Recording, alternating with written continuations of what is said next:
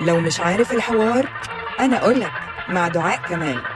ماتش الاهلي والجونه، انا اقول لك في الثواني الاولى لقيت جون للجونه، بقيت مش مصدومه ومش مصدقه ومبرقه لحد الحكم ما قال ملغي. ايوه كده، قلت استحاله تكون دي البدايه. والشوط ده كان شكل الجونه اخطر من الاهلي. شفت الشناوي في اكتر من كوره وكمان شال اكتر من كوره. فين لعب الاهلي؟ فين شخصيه البطل؟ فين روح الفانيلا الحمراء؟ محتاجين سرعه في الباص ودقه في الاستلام. لحد دقيقه 76 موديست بتجيب الجون الاول للنادي الاهلي. لما نيجي نبص على الجون ده هنلاقيها باصه، في الثانيه والثالثه كانت جون باستلام كان ولا اروع من موديست. بص، هو انا مش طايقاك الصراحه، بس الاستلامه دي دخلت قلبي.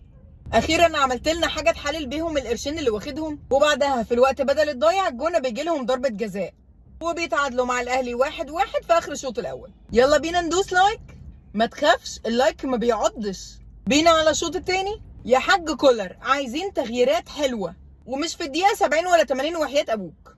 عايزين كريم الدبيس وامام عاشور وممكن لو سمحت يعني بيرسيتاو، ومش عايزين حاجه تاني مع الاوردر. وفعلا الحاج كولر عمل التغييرات دي، بس زود لنا كريم فؤاد، والتغييرات غيرت شويه من شكل الاهلي.